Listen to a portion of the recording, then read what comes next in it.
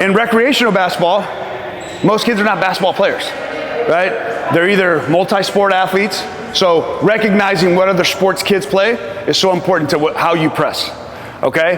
Recognize what you want to do with your press. At the college level, for me, I use press to take time off the backside so that teams usually, because the analytics showed that between 22 and 25 seconds, people would run their offense on the backside once they got across half court. My job is to make it 18, 17, 16 seconds by the time they started running their offense, and that sped them up on the backside. So that's what I use it at the collegiate level. When I coached 4th, 5th, and 6th grade girls, we used it to turn people over, okay? I just finished coaching my daughter's 6th grade team last year, CYO at St. Teresa. I had 9 girls that never played basketball.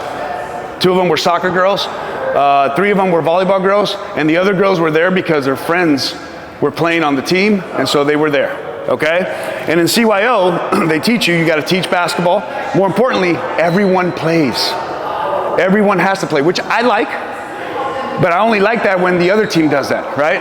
So the unfortunate part is not the other teams all do that, right? So for me, the press at the middle school level should be used to turn people over, make them play faster, then they're comfortable. Everyone wants to be with the ball, being comfortable. What happens when you speed someone up, okay? So I use the press call. I've always called it COA, even when I coached Packy, it was COA. It's a 1-2-1-1 press, okay? This middle person, characteristics of this person, okay, loves to run. Do not put your lazy person at the top of the key, all right? If we're defending that side, this person has to have an amount of energy that loves to have active hands and can move side to side and never complain about it, okay? For me, this was my soccer girl. She loved running. She never got tired. These next 2 is our yo-yo action. We have a yo-yo that they have to learn how to yo-yo as the ball moves, okay? Your middle person on the backside is going to be your IQ person. Someone that understands that they always have to be on ball side, okay? Simple, but you'd be surprised how many people get lost with that, okay? So someone that understands they can make that shift. And then on the backside, I was gifted with a young lady. She was a 7-footer, right? 6th grade, she was like 5'11". She might as well be a 7-footer. The young lady just was really big, took up a lot of space, and so we put her on the backside to get rebounds and to disrupt. Just be back on the backside. Question? I don't think most of the leagues in 5th and 6th grade allow full court press. None of the leagues do it? Depends on our league allows a full court press in the second half. Second half. Our league only does it, if you have a 20-point lead, which we only had it twice, you cannot press after that. Or excuse me, 15 points. If you have more than a 15-point lead, you cannot press. Ours is 20. Okay. Our league with half court press in the first game. And okay. For D2, it's second half. Cool.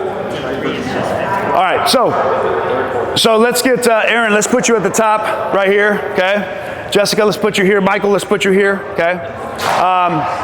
And Frank, let's put you on the right where the top of the logo there, okay? So we're not gonna worry about the backside, okay? Because normally at this level, I think maybe 5 times in the whole year, they actually got to the rim on us, okay? We always got a turnover, either by poking the ball, chasing it down, okay? Or having them pick the ball up at half court, okay? And when we drop to the line of the ball, we literally would just run through, catch the ball, come back, okay? So for press, all right, your job, take out the ball, yep, take it out. Ball's gonna be up top, so let's go ahead and cool, let's get you with a ball here. Thank you.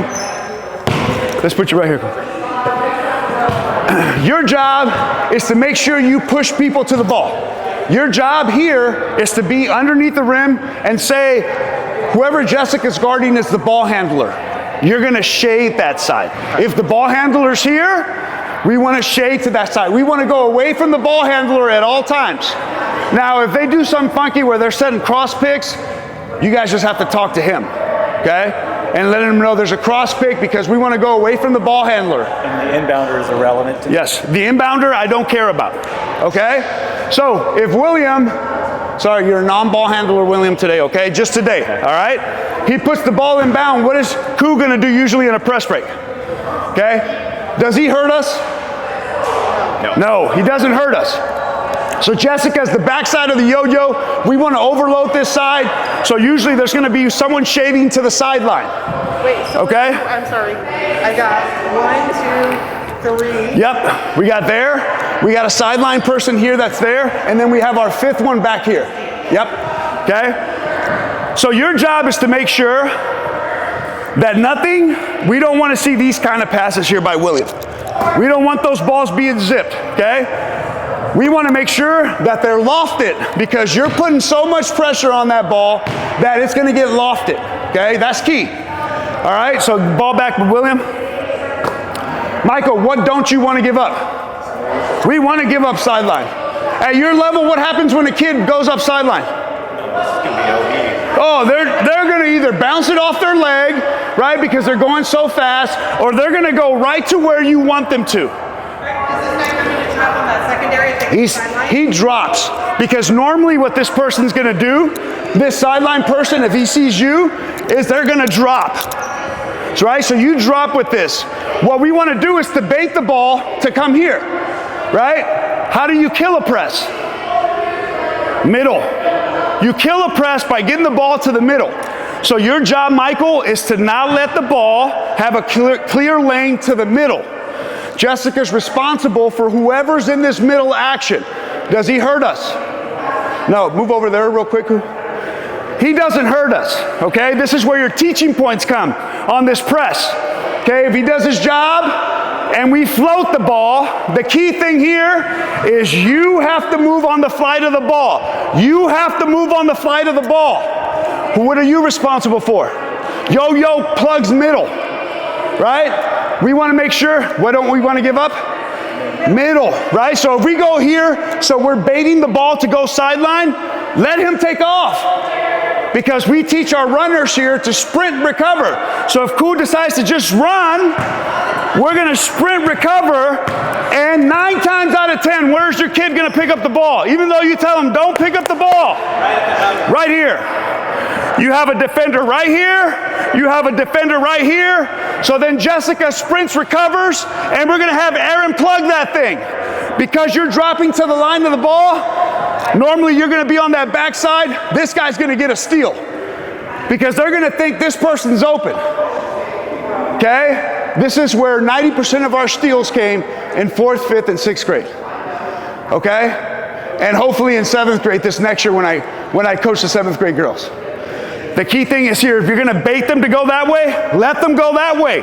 But you got to make sure you train them to sprint recover and sprint recover here on the half court line, and make sure that your runner, your soccer kid that is used to running all over the place, comes and plug this hole. Because all they're going to do is try to loft this thing. Now Michael should be coming out of there and getting that. Okay?